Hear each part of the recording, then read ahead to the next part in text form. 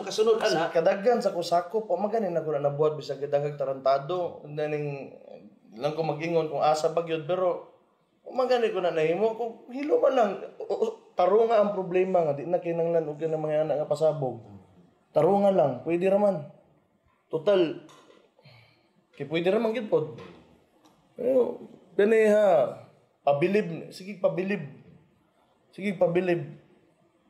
Patilawas sa lagi may anang Paris nimo kay mo believe ko kay gwapo gid ang kuan ba ang feedback. Feedback. 4.5 out of 5 stars daw. Ilaw niya ko yor kana yung Paris. Plaster daw siya sa gawa sa City Hall Mayor. Sugot pwede ka. man, basta arkabala lang na siya.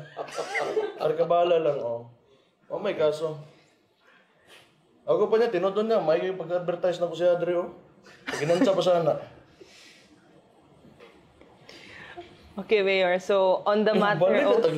Gani, mauna ni Mayor. Paingon ako. Kada nagastorya tayo, mabalik yung dagoy sa kuwa ba? Dili man gyud yor di to kalikay. Ayan. Ito, tama to. Ayan. Ito, ayan. Hindi, wala yan. Sito kayo ba? Ibalik ko to na video, ipakita to ninyo. Diha, kato nagtudlo-tudlo sa blatter. Ayan. Kana. Tanawan niyo, tanawa. Pero di ay duha. Hello. Palakpak ta. Pero duha ni ka blatter yor. Duha ka blatter. No. Sige. Imong theoretical model asa man be? Comparative data ni study mo lang na pangayo, professional magkaka. Gusto na niya pagpakan niya, mo na yang tripping pagkahuman. Yawa ra sad. Yatay kayo. Okay na. Sige na, tama lagi. Tumul kayo.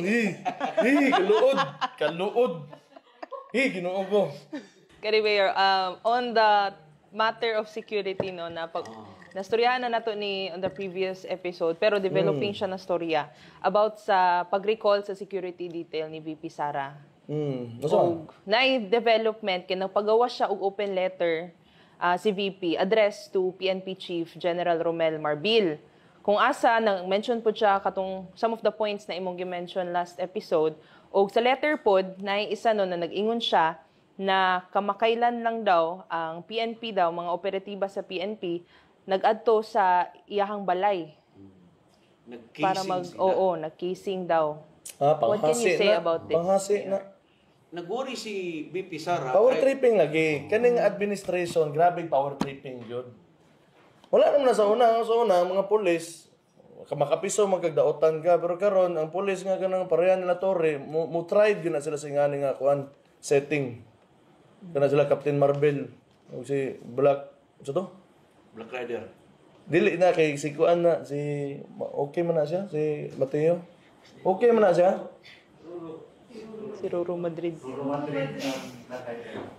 Roro Madrid kisa ba tos Mateo gid Chile de?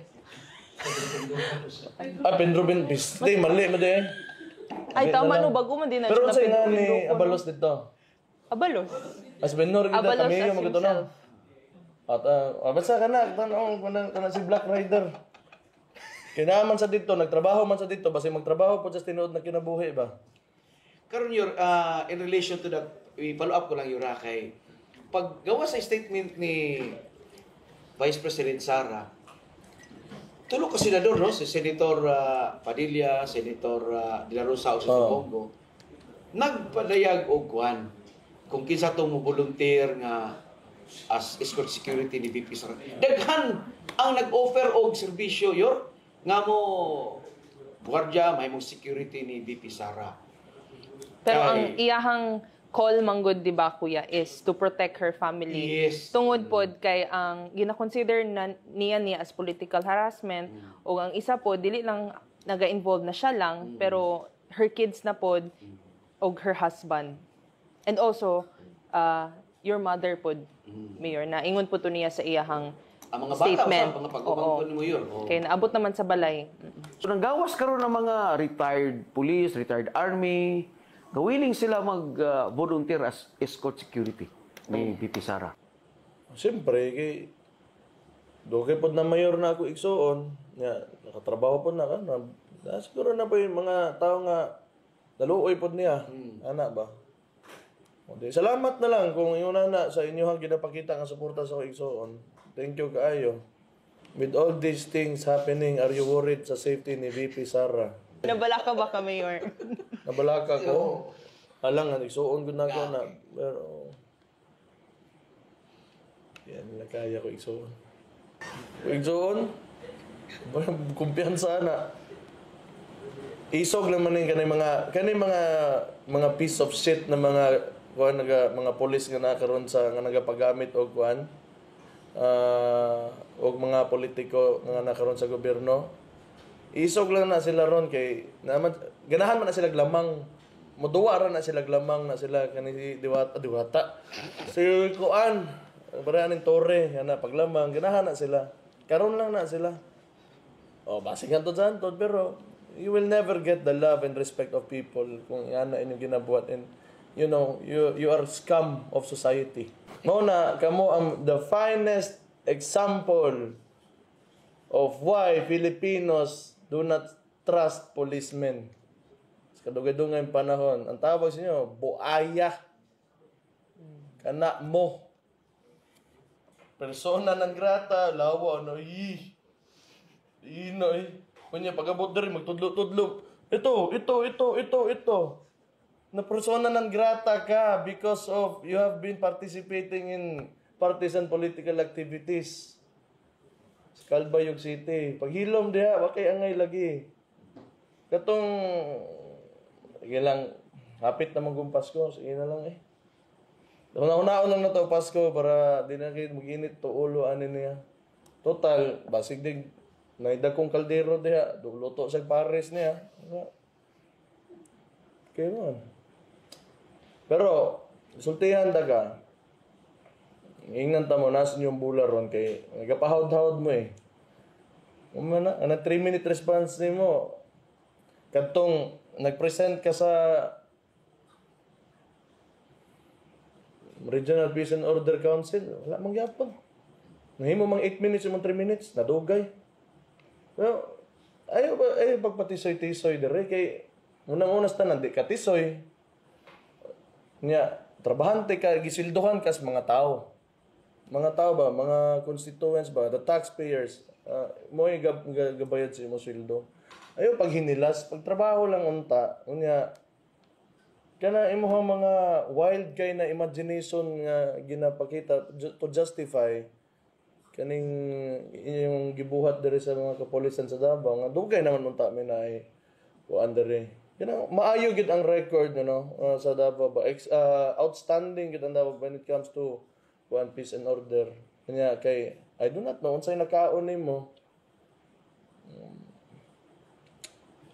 Sige na lang pasagdan na lang taga kay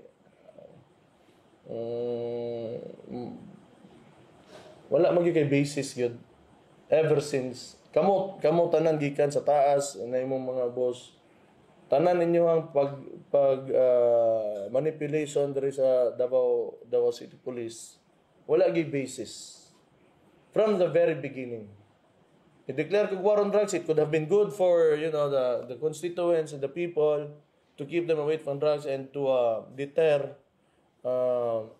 people that will engage in illegal drug activities. Maayo man gid unta anto mga ato. But, gihimo to ninyong tool to justify nga inyong ginabuhat diri. When in fact, it could have been good for all of us. So, kamo bahala. Sige, padayon mo na yung style. Padayon mo.